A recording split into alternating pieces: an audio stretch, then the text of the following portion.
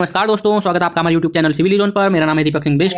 दोस्तों, आज हम ड्राफ्ट्समैन का पेपर सॉल्व करेंगे जो यूके ट्रिपल एस सी द्वारा 2017 में इसका एग्जाम कंडक्ट कराया गया था। ठीक है, हमने टेलीग्राम ग्रुप में इसकी क्विज भी डाली है। ठीक है, तो आप उसका वीडियो सॉल्यूशन हम यहाँ पर आपको प्रोवाइड कर रहे हैं। ठीक है, तो शुरू करते हैं दोस्तों। फर्स्ट क्वेश्चन है the ratio of M200 grade concrete. ठीक है, तो इसमें ऑप्शन दे रखे हैं। ठीक है, लेफ्ट साइड में इंग्लिश में दिया है और राइट साइड में हिंदी में, यानी कि जो स्टूडेंट क्या करते हैं हिंदी में पढ़ते हैं, है ना, तो वो हिंदी में भी इजीली पेपर को समझ सकते हैं। ठीक है, तो इंग्लिश में भी कोई दिक्कत नहीं है ना। तो जो भी आपको जिसमें भी पसंद हो आप जो है पढ़ सकते हैं। ठीक है, मेन क्या है, कॉन्सेप्ट है। कॉन्सेप्ट जो है वो आपका क्लियर रहना चाहिए। ठीक, चाहे पेपर इंग्लिश में दो चाहे हिंदी में दो, है ना, कॉन्सेप्ट आपका क्लियर है तो आप समझ जाएंगे क्वेश्चन क्या पूछ रहा है। ठीक है, तो दोस्तों फर्स्ट क्वेश्चन जो कह रहा है कि the ratio of M200 grade concrete is, यानी कि M20 की बात कर रहे हैं, है ना। देखो आप सोच रहे हो कि ये 200 है ना, और हम पढ़ते हैं M20 M15। तो दोस्तों जो हम M20 पढ़ते हैं वो न्यूटन पर mm स्क्वायर में पढ़ते हैं। ठीक है, और 200 ये किस में हो जाते हैं, kg पर सेंटीमीटर स्क्वायर में हो जाते हैं। ठीक, तो अगर हम न्यूटन पर mm स्क्वायर को कन्वर्ट करते हैं kg पर सेंटीमीटर स्क्वायर में, तब ये 200 हो जाते हैं। ठीक है, तो इसलिए इसमें घबराने की बात नहीं है दोस्तों। इसका क्या होगा, इसका होगा दोस्तों 1 1.5 3, ऑप्शन नंबर सी। ठीक है, तो आप इन्हें नोट भी कर सकते हैं, जैसे गिवन है M30 का 1 1 3, M25 का दिया है 1 1 2। ठीक है, और M20 का 1 1.5 3। ठीक, M15 का दिया है 1 2 4, M10 का 1 3 6, है ना, M7.5 1 4 8, और M5 का 1 5 10। ठीक है, तो इसमें एक क्या है, एक है सीमेंट, 5 है फाइन एग्रीगेट यानी कि सैंड। ठीक है, और 10 है कोर्स एग्रीगेट। ठीक है, जिसे रोडी भी हम बोल सकते हैं हिंदी में। तो दोस्तों जो कंक्रीट का ग्रेड है, ठीक है, तो उसको इस तरह से हम क्या कर सकते हैं, मिक्स डिजाइन कर सकते हैं उसका। तो ये जो है कंक्रीट को हम दो तरह से बैच करते हैं, है ना। कंक्रीट जब बैच किया जाता है तो दो तरह से होता है, एक वॉल्यूम के बेस पे, है ना, और एक होता है वेट के बेस पे, है ना। तो वॉल्यूम बैचिंग और मास बैचिंग बोला जाता है। तो M25 ग्रेड तक हम वॉल्यूम बैचिंग करते हैं, है ना, यानी कि रफली इस तरह से हम कर सकते हैं, जैसे साइड पे करते हैं नॉर्मल जो घर बनते हैं उनमें। लेकिन जो बड़े स्ट्रक्चर होते हैं, है ना, जो प्रोजेक्ट होते हैं, उनमें मास कॉन्क्रीटिंग की जाती है। तो जिसके लिए क्या होता है, मास बैच हम करते हैं, है ना, उसे डिज़ाइन करते हैं, लैब में डिज़ाइन होता है, उसके बेस पे जितनी क्वांटिटी डालनी है इन kg में हम एग्रीगेट की क्वांटिटी डालते हैं और उसको मिक्स करते हैं। ठीक है, तो ये चीज़ भी पता होनी ज़रूरी है ना। नेक्स्ट क्वेश्चन है दोस्तों, दिस रिलेशन शोज, यहाँ पे एक रिलेशन दिया हुआ है। ठीक है, ये गिवन है, तो ये किसका रिलेशन है, तो दोस्तों ये है सुपर एलिवेशन का रिलेशन। ठीक है, तो E प्लस म्यू, ठीक, म्यू है इसमें फ्रिक्शन कॉफिशिएंट, है ना, और E है सुपर एलिवेशन। तो V²/GR, तो V यहाँ पर मीटर पर सेकंड में है। ठीक है, और इसको कन्वर्ट करेंगे हम किलोमीटर पर आवर में, तो ये हो जाता है V²/127R, है ना। तब यहाँ पे जो V है ये किलोमीटर पर आवर में होगा दोस्तों। ठीक है, तो दोस्तों जो सुपर एलिवेशन दिया जाता है ये रोड में कहाँ दिया जाता है, कर्व पे दिया जाता है। ठीक है, जहाँ पर भी कर्व आते हैं वहाँ पर स्कीडिंग के चांस होते हैं, है ना, और ओवरटर्न भी हो सकती है गाड़ी।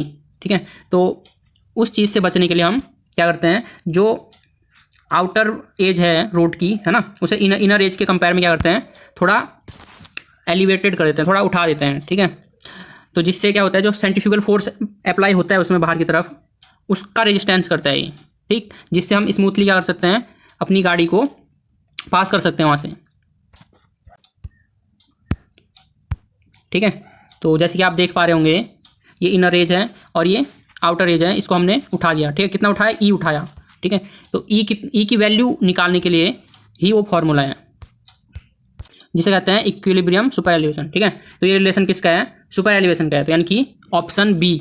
ठीक है, नेक्स्ट है दोस्तों, the maximum quantity of water to be added per 50 kg of cement for making M100 grade of concrete. ये कह रहा है कि मैक्सिमम कितना पानी ऐड करना पड़ेगा एक बैग में, है ना, किस ग्रेड के लिए, M100 मतलब 100 kg पर सेंटीमीटर स्क्वायर। इसको M10 भी बोल सकते हैं, ठीक है, न्यूटन पर mm² में अगर बोला जाए तो, ठीक है। तो M10 में कितना पानी लगेगा, मैक्सिमम क्वांटिटी ऑफ वाटर एक बैग के अकॉर्डिंग, तो दोस्तों ये लगता है 34 लीटर, ठीक है। तो मैं इसकी टेबल आपको बता देता हूँ, ठीक, तो आप नोट कर लीजिए। दोस्तों ये टेबल है water requirement for 50 kg bag of cement for different grade of concrete in litre. तो M25 के लिए, ठीक है, 28 लीटर लगता है, ठीक है, पर बैग में। M20 के लिए 30 लीटर लगता है और M15 के लिए 32 लीटर, M10 के लिए 34 लीटर, ठीक है, यही पूछा था उसमें, ठीक है। तो इस तरह से ये गिवन है, तो इनको आप नोट कर सकते हैं, ठीक है। तो एच पर कोड है ये, तो इसका आंसर क्या है 34 लीटर। नेक्स्ट है दोस्तों formula for tensile strength of per pitch length of a joint is, यानी कि जो जॉइंट होता है, जैसे ये कोई मेंबर है, एक मेंबर ये है, ठीक है, दोनों को जोड़ने के लिए क्या करते हैं, जॉइंट लगाते हैं ना। तो उस जगह पे कह रहे हैं हम क्या करते हैं, वहाँ पे रेविट यूज करते हैं, ठीक है। वेल्डिंग भी कर सकते हैं, अगर हमने वेल्डिंग नहीं किया तो हम रेविट करेंगे, ठीक है। तो रेविट की यहाँ पर बात हो रही है, सॉरी रिवेट की बात हो रही है ना। स्ट्रेंथ का मतलब क्या होता है दोस्तों, स्ट्रेंथ मतलब होता है यानी कि जो फोर्स लग रहा है उसमें, है ना, उसका अपोज करने के लिए, उसका रेजिस्टेंस करने के लिए जो इंटरनल फोर्स लगेगा उसी को स्ट्रेंथ बोलते हैं, ठीक है। तो क्या होता है, यानी कि फोर्स जो है किसके बराबर होता है, ये स्ट्रेस इनटू एरिया, यही तो होता है, ठीक है। तो स्ट्रेस यानी कि एक्सियल स्ट्रेस है, एक्सियल टेंसाइल, तो सिग्मा 80 बोल सकते हैं। और एरिया कौन सा होगा दोस्तों, अगर ये क्रॉस सेक्शन ले लें हम, है ना, मान लो ये क्रॉस सेक्शन ले लिया, फिर देखो इस क्रॉस सेक्शन में ऐसा दिखेगा ये क्रॉस सेक्शन, ठीक है। इसमें ये मान लो क्या है, एक रेविट है, ठीक है, सॉरी रिवेट है एक, ठीक है, जिसका डाया कितना है, डाया है इसका स्मॉल d, ठीक है। और जो प्लेट है, प्लेट की विड्थ है b, ठीक। तो दोस्तों जो इसका नेट एरिया होगा वही तो रेजिस्ट करेगा, है ना। यहाँ पर तो क्या है, होल है, या रिवेट हमने इसमें डाल दिया होल में, है ना। तो अगर टेंसाइल फोर्स लगेगा तो रिवेट तो उसको रेजिस्ट नहीं कर पाएगा, कौन करेगा, जो बचा हुआ रिमेनिंग पार्ट होगा, यानी कि बी में से डी माइनस कर देंगे, ठीक है, यानी कि बी माइनस डी इतना पार्ट करेगा इसको, और इंटू थिकनेस भी है इसकी, ठीक है, लेंथ इंटू विड्थ क्या होता है, एरिया होता है ना। उसी तरह से यहाँ पे क्या बोल सकते हैं हम, विड्थ इंटू हाइट, ये भी क्या होगा, एरिया होगा। तो विड्थ क्या होगी इसकी, बी माइनस डी हो गई, और हाइट होगी स्मॉल टी, ठीक है। तो ये एरिया हो गया। तो दोस्तों स्ट्रेंथ क्या हो जाएगी इसकी, B minus D into T into area into sigma 80 stress, ठीक है। तो सी इसका आंसर हो जाएगा, है ना। यहाँ पे बी की जगह पी दिया, यानी कि इसने पूरी विड्थ ना लेके, है ना, पूरी मान लो बहुत सारे इसमें क्या रिवेट हैं, तो हम क्या करेंगे, एक पिच ले लेंगे, है ना, पी ले लिया, पूरी विड्थ ना लेके पर पिच में लिया है, ठीक है। तो कॉन्सेप्ट आपको समझ आ गया होगा, ठीक है। अगर आपको किसी को नहीं आया है तो कमेंट में लिखिए, हम आपको दोबारा समझाने की कोशिश करेंगे, ठीक। मेन दोस्तों कॉन्सेप्ट होता है, ठीक है। कॉन्सेप्ट अगर आ गया तो क्वेश्चन एग्जामिनर कैसे भी बनाएगा तो आप इजीली उसको सॉल्व कर दोगे, ठीक है। नेक्स्ट क्वेश्चन है दोस्तों, according to MKS system the diameter of rivet is, तो 6.05 अंडू टी, डी इसका आंसर हो जाएगा दोस्तों, ठीक है, इन mm होता है ना। नेक्स्ट क्वेश्चन है दोस्तों, कैलिफोर्निया बियरिंग रेशियो यानी कि CBR इज, CBR क्या है, तो ऑप्शन दे रखे हैं इसमें, ठीक है। तो CBR जो है is a measure of soil strength, तो ए आंसर इसका हो जाएगा कि जो CBR है वो सॉइल की स्ट्रेंथ को मेजर करने के लिए यूज किया जाता है, ठीक है। तो कई बार कंफ्यूजन होता है, जैसे बी है a procedure for designing flexible pavement, ठीक है। तो जैसे ए और बी में कंफ्यूजन होता है कई बार, ठीक। तो यहाँ पर हमें ध्यान देने वाली बात यह है कि एप्लीकेबल तो फ्लेक्सिबल पेमेंट के लिए है ना, फ्लेक्सिबल पेमेंट में एप्लीकेबल है, लेकिन करता क्या है इसमें, मेजर किस चीज़ को करता है, मेजर करता है सॉइल की स्ट्रेंथ को, ठीक है। तो किसको प्रीफरेंस देना है हमने, वो भी ध्यान रखने वाली बात है ना। तो इसका ए आंसर हो जाएगा। नेक्स्ट है दोस्तों, canals taken off from ice fed perennial river are known as, यानी कि परमानेंट जो रिवर क्या होती है, फ्लो होती है ना। आइस फेड मतलब हिमनदों से, ठीक है, हिमनदों से जो रिवर निकलती है परमानेंट, उसको क्या बोलते हैं, उसको बोलते हैं पेरिनियल कैनाल बोलते हैं, है ना, ठीक है, सॉरी रिवर नहीं कैनाल, ठीक है। तो कोई टर्म आपको इंग्लिश में समझ नहीं आता तो हिंदी में भी आप पढ़ सकते हैं। वे नहरें जो बर्फ घाटियों से निकलती हैं कहलाती हैं, तो क्या कहलाती हैं? पेरेनियल नहरें कहलाती हैं। ठीक है, तो दोनों आपके पास ऑप्शन है। ठीक है, तो एग्जाम में आप दोनों लैंग्वेज में देख सकते हैं। नेक्स्ट है दोस्तों, the diameter of a reinforcement bar is D. ठीक है, जो रेनफोर्समेंट बार है उसका डायमीटर डी है। The anchorage value of the hook is. तो दोस्तों जो स्टैंडर्ड हुक होता है यानी कि यू शेप में होता है, ठीक है, तो उसकी जो हुक की लेंथ है उसकी बात हो रही है, तो कितना होता है? 16D होते हैं। ठीक, और अगर हुक इतने पे है यानी कि 135 डिग्री पे, ठीक है, तो तब कितनी होगी? तब 12D होगी।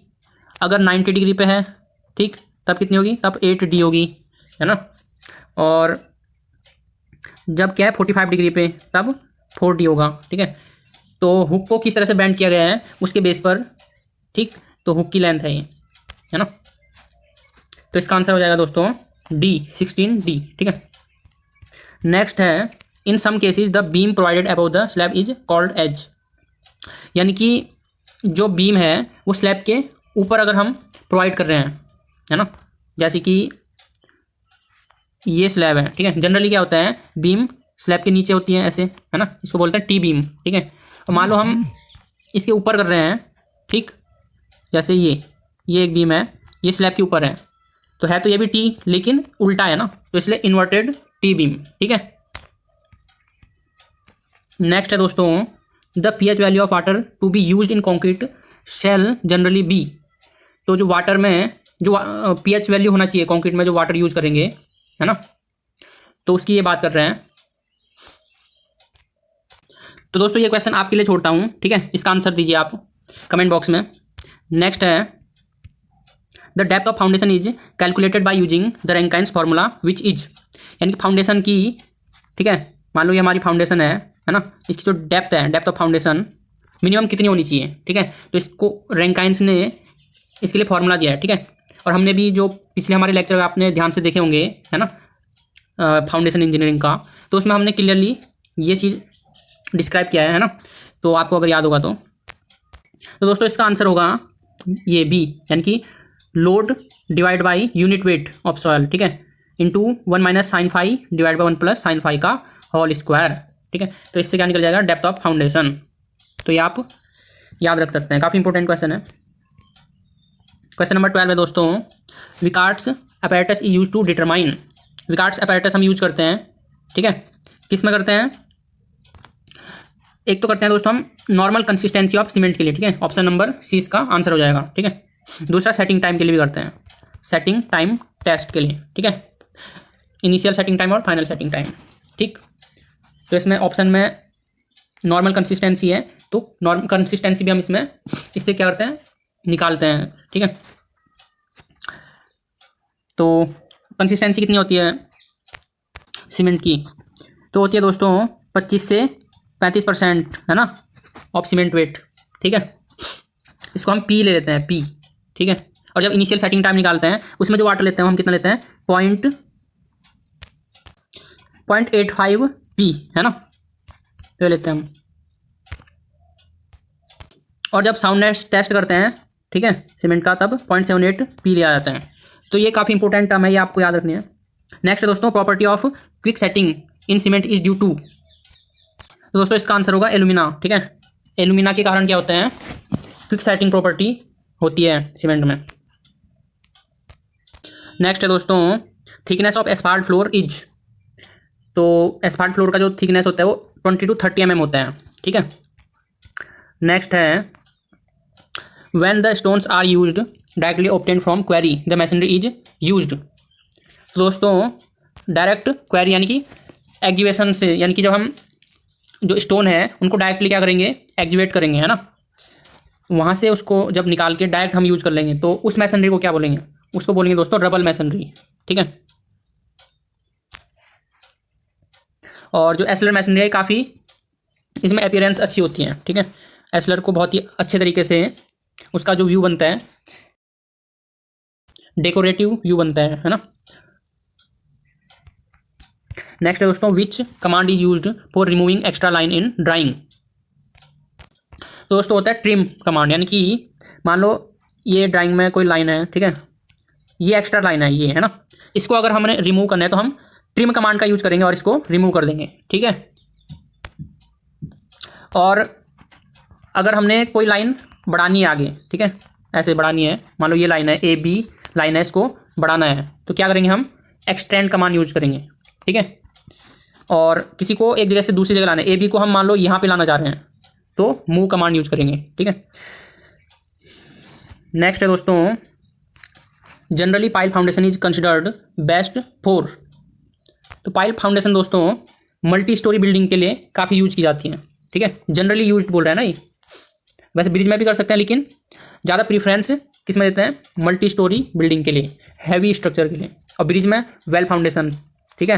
तो काफ़ी ध्यान रखने वाली चीज़ें हैं, ये छोटी छोटी चीज़ें ही एग्जाम में प्रॉब्लम क्रिएट करती हैं, ठीक है, इसलिए इनको ठीक से जो है पढ़ के जाना है। नेक्स्ट है दोस्तों, radius of gyration of a circular section is. तो दोस्तों जैसे कि हम जानते हैं कि moment of inertia I equal to क्या होता है, ए इंटू आर स्क्वायर, यानी कि रेडियस ऑफ जायरेशन का स्क्वायर, ठीक है। यहाँ से R square equal to I by A, है ना, और स्क्वायर हटाएंगे तो रूट में चला जाएगा आई बाई ए, ठीक है। जब हम इसको सॉल्व करेंगे, है ना, इसको जब हम सॉल्व करेंगे यानी कि पाई बाई 64 डी की पावर 4, आई की वैल्यू हो गई, और ए की वैल्यू क्या होगी, area, pi by 4 D square, ठीक है। तो डी स्क्वायर से 2 स्क्वायर कटेगा, पाई से पाई कैंसिल, 16 4 जा 64, तो दोस्तों डी स्क्वायर बच गया, नीचे 16 बच गया, रूट से बाहर आएंगे तो क्या हो जाएगा, ये हो जाएगा डी बाई 4, यानी कि ऑप्शन नंबर डी, ठीक है। नेक्स्ट है lead and lift is the term used in. तो लीड और लिफ्ट किस में यूज़ करते हैं, अर्थवर्क में करते हैं, है ना, जैसा आपने पढ़ा होगा 1.5 मीटर लीड, सॉरी लिफ्ट, ठीक है, और 30 मीटर लीड, तो किस में यूज होता है, अर्थवर्क में होता है ना, यानी कि जब हम अर्थवर्क यानी कि एग्जीवेशन करते हैं और उसको एक जगह से दूसरी जगह हमने क्या करना होता है, ट्रांसपोर्ट करना होता है, ठीक है। तो जब हम रेट लेते हैं तो इसी के बेस पे लेते हैं, ठीक है। जब आप फील्ड में जाएंगे और एस्टिमेशन करेंगे तो तब ये चीज़ें काम आएंगी वहाँ पे, ठीक, यानी कि 30 मीटर लीड के लिए और 1.5 मीटर लिफ्ट के लिए इस रेट से लेना है, और इससे ज़्यादा के लिए फिर अलग रेट से लेना है, ठीक है। तो ये चीज़ें ध्यान रखनी है, यानी कि लिफ्ट तो हो गया वर्टिकल डिस्टेंस, है ना, और लीड हॉरिजॉन्टल डिस्टेंस होते हैं, ठीक है। कई बार हो सकता है एग्जाम में ये भी पूछ ले कि लीड हॉरिजॉन्टल होता है कि वर्टिकल होता है ना, तो बेसिक कॉन्सेप्ट ही पूछते हैं एग्जाम में, ठीक है, तो ये आपको मालूम होना जरूरी है। नेक्स्ट है दोस्तों question number 20, the place where contour lines meet at right angle is known as. तो दोस्तों जो कंटूर लाइन्स हैं वो राइट एंगल पे कहाँ मिलती हैं, या तो वैली पे मिलेंगी या रिच पे मिलेंगी, ठीक है, इस तरह से, ठीक। तो इसका आंसर हो जाएगा D, valley and ridge both. Next question है दोस्तों, which instrument is used in plane table survey for the measurement of horizontal and vertical distances directly. यानी कि हॉरिजॉन्टल और वर्टिकल डिस्टेंस को मेजर करने के लिए कौन सा इंस्ट्रूमेंट यूज करेंगे प्लेन टेबल सर्वे में। तो दोस्तों करेंगे हम टेलीस्कोपिक एलिडेट का, ठीक है, इससे साइटिंग करेंगे और डिस्टेंस को मेजर करते हैं। प्लेन एलिडेट से केवल हॉरिजॉन्टल डिस्टेंस को हम मेजर करते हैं, ठीक है। और फिर इसमें रूलिंग एज भी होता है, और फिर हम जो हमारी टेबल होती है उसमें, ठीक है, जो हमारा ट्रेसिंग पेपर है उसमें हम इसको क्या करते हैं, ट्रेस कर देते हैं, ओके। नेक्स्ट है दोस्तों, extra length required for 4 bent ups and hooks is. तो इसका आंसर होगा दोस्तों 24 5, ठीक है। नेक्स्ट है according to IS 456 2000 the spacing between vertical strips is kept. जैसे कि आपने बीम में वर्टिकल स्ट्रिप्स देखे होंगे, ठीक है, तो इनके बीच की जो स्पेसिंग है ना, वर्टिकल स्ट्रिप्स के बीच की स्पेसिंग अकॉर्डिंग टू IS कितना होना आवश्यक है, ठीक है। तो ये होनी चाहिए दोस्तों 0.75 डी, ठीक है। डी क्या है, इफेक्टिव डेप्थ है, इफेक्टिव डेप्थ ऑफ बीम, जो इसके आउटर फाइबर से, कंप्रेसिव जोन के आउटर फाइबर से टेंसाइल जोन के CG तक की डिस्टेंस होती है ना। नेक्स्ट है the tensile strength of mild steel is. तो दोस्तों टेंसाइल स्ट्रेंथ इसकी होती है 420 न्यूटन पर mm स्क्वायर से ज़्यादा होती है, ठीक है, यानी कि सी इसका हो जाएगा, ये kg पर सेंटीमीटर स्क्वायर में है, ठीक। और यील्ड की पूछेगा, और यील्ड स्ट्रेंथ पूछेगा तो यील्ड कितनी होती है 250 न्यूटन पर mm स्क्वायर, है ना। और ये पूछ रहा है टेंसाइल स्ट्रेंथ, यानी कि अल्टीमेट ये पूछना चाह रहे हैं, ठीक है। नेक्स्ट है total chambers are in Hoffmann's kiln. तो हॉफमैन किल्न में टोटल कितने चैम्बर होते हैं? तो दोस्तों ये होते हैं 12 चैम्बर होते हैं, ठीक है। जो किल्न होती है, जब हम जो ब्रिक होती है, ब्रिक को हम क्या करते हैं, बर्न करते हैं, ठीक है। बर्न हम दो तरह से कर सकते हैं, एक तो क्लैंप में, ठीक, क्लैंप में कर सकते हैं, और एक किल्न में कर सकते हैं, ठीक है। तो क्लैंप में क्या होता है, हम जब क्लैंप में करते हैं तो उसमें काफ़ी नुकसान भी होता है, मतलब यानी कि एक तो कंट्रोल नहीं होता फायर पे, है ना, तो यूनिफॉर्म क्वालिटी नहीं मिलती है, और दूसरा उसमें टाइमिंग भी बहुत ज़्यादा लग जाते हैं, 2 से 3 महीने लग जाते हैं। तो इसलिए हम क्या करते हैं, किल्न में करते हैं, ठीक है। और जो किल्न जो है ये 2 टाइप के होते हैं, एक इंटरमीडिएट किल्न और एक कंटिन्यूस किल्न, है ना। और कंटिन्यूस फिर 3 टाइप के होते हैं, बुल ट्रेंच, हाफ मैन और टनल किल्न, ठीक है। तो इनको हम डिटेल में पढ़ेंगे जब हम टॉपिक वाइज पढ़ेंगे, ठीक है। तो आप अभी इतना ध्यान रखिए, ठीक है। हाफ मैन किल्न में कितने 12 चैम्बर होते हैं टोटल, ठीक है। नेक्स्ट है दोस्तों, for soundness test of cement the apparatus used is. तो साउंडनेस के लिए हम कौन सा अपैरेटस यूज़ करते हैं, ली चैटलियर अपैरेटस यूज़ करते हैं, ठीक है। ऑटोक्लेव भी यूज किया जाता है, तो वो कंडीशन पे डिपेंड करता है। अगर साउंडनेस ड्यू टू लाइम निकालनी हो, लाइम, तब ली चैटलियर अपैरेटस यूज करते हैं। और जब soundness due to lime plus magnesia निकालनी हो तो तब हम ऑटोक्लेव, ठीक है, ऑटोक्लेव पे जाते हैं ना। तो ये आपने ध्यान रखना है, ठीक है, काफ़ी इंपॉर्टेंट क्वेश्चन है। नेक्स्ट है दोस्तों, to make the letters in inclined alphabet at the following degrees angle. यानी कि जो अल्फ़ाबेट लेटर हम लिखते हैं, है ना, तो इसका आंसर क्या होगा, 67.5 यानी 67.5 डिग्री से 75 डिग्री, ठीक है। इसके बीच में, इस एंगल पे हम क्या करते हैं, लिखते हैं, ठीक है, इंक्लाइन लेटर में जब हम अल्फ़ाबेट लिखते हैं तो, ठीक है। नेक्स्ट है दोस्तों, the modulus of elasticity of mild steel in approximately equal to. तो इसका आंसर हो जाएगा दोस्तों 2.1 × 10⁵ न्यूटन पर mm², ठीक है। तो ई पूछ रहा है, मॉडुलस ऑफ इलास्टिसिटी, तो कोई भी स्टीलो सबके लिए ई सेम ही रहते हैं, है ना। नेक्स्ट है, the area of any irregular figure of the plotted map is measured with. तो उसके लिए क्या यूज करते हैं दोस्तों, हम प्लानीमीटर यूज करते हैं, है ना। नेक्स्ट है, if R is the radius of main curve and L is the length of transition curve, the shift of the length, the shift of the curve is. तो शिफ्ट जो है दोस्तों L²/24 R होते हैं, है ना। तो दोस्तों ये जो वीडियो सॉल्यूशन हमने आपको दिया है, ये हमने टेलीग्राम ग्रुप में इसका क्विज डाला था, ठीक है, क्विज बना के डाला था, और फिर उसका वीडियो सॉल्यूशन हमने आपको प्रोवाइड किया है, ठीक है। तो नेक्स्ट जो क्विज हम डालेंगे इसी पेपर के बेस पर, ठीक है। तो क्वेश्चन नंबर 30 तक हम कर चुके हैं, और इसके आगे क्विज डालेंगे, ठीक है। फिर उसका वीडियो सॉल्यूशन हम अपलोड करेंगे, है ना। तो अगर आप भी क्विज लगाना चाहते हैं तो हमारे टेलीग्राम ग्रुप में आप जुड़ सकते हैं, जिसका लिंक हम डिस्क्रिप्शन बॉक्स में आपको दे देंगे, ठीक है। दोस्तों जैसा कि आपको मालूम है कि ड्राफ्ट्समैन और सर्वेयर के पदों पर विज्ञप्ति जारी हो चुकी है, ठीक है। UKSSC ने जो नोटिफिकेशन है वो जारी कर दिया है, ठीक है। और कुछ ही दिनों में UKPSC JEE का नोटिफिकेशन भी जारी हो जाएगा, ठीक है। तो दोस्तों आप अभी से प्रिपरेशन स्टार्ट कर दीजिए, एग्जाम का वेट मत कीजिए कि कब एग्जाम होगा कि तब हम प्रिपरेशन करेंगे। अगर आपको सिलेक्शन लेना है तो अभी से जो है आपको प्रिपरेशन स्टार्ट कर देनी चाहिए। लेकिन दोस्तों कई बार क्या होता है कि हम बहुत अच्छे से प्रिपरेशन करते हैं, काफ़ी मेहनत करते हैं, कड़ी मेहनत करते हैं, लेकिन तब भी सिलेक्शन नहीं होता है, मार्क्स उतने अच्छे नहीं आते हैं। तो दोस्तों इसका मेन रीज़न ये होता है कि हम एग्जाम ओरिएंटेड नहीं पढ़ते हैं, है ना। जिस एग्जाम को हम टारगेट कर रहे हैं उसके अकॉर्डिंग नहीं पढ़ते हैं, या कई बार हमें अच्छा मेंटर नहीं मिलता है जो हमें ठीक से गाइड करे, या प्रॉपर स्ट्रैटेजी से वर्क नहीं हो पाता है। इसलिए दोस्तों ये आपके साथ ना हो, इसलिए हमने JEE एग्जाम के लिए बैच स्टार्ट हम शुरू करने जा रहे हैं, ठीक है, 5 अगस्त से, जिसमें हम स्टेट JEE का पूरा कोर्स कवर करेंगे, ठीक है। उसमें आपका ड्राफ्ट्समैन एंड सर्वेयर के लिए भी, और UKPSC JEE जो आएगा, ठीक है, उसके लिए भी आपका उसमें कवर हो जाएगा। तो स्टडी कंटेंट तो आपको मिलेगा ही, साथ में क्विज और मॉक टेस्ट भी आपको मिलेंगे, ठीक है। और उसकी जो फीस है वो भी मिनिमम रखी है, जिसे कोई भी अफोर्ड कर सकता है। अगर आप भी ये कोर्स परचेस करना चाहते हैं तो दिए हुए नंबर पर आप कॉन्टैक्ट कर लीजिए, ठीक है। तो जब आप यहाँ से प्रिपरेशन स्टार्ट करेंगे तो खुद ही आपको अपने अंदर एक ग्रोथ नजर आएगी। तो दोस्तों आप घर बैठे ऑनलाइन प्रिपरेशन कर सकते हैं बहुत ही मिनिमम कॉस्ट पर, ठीक है।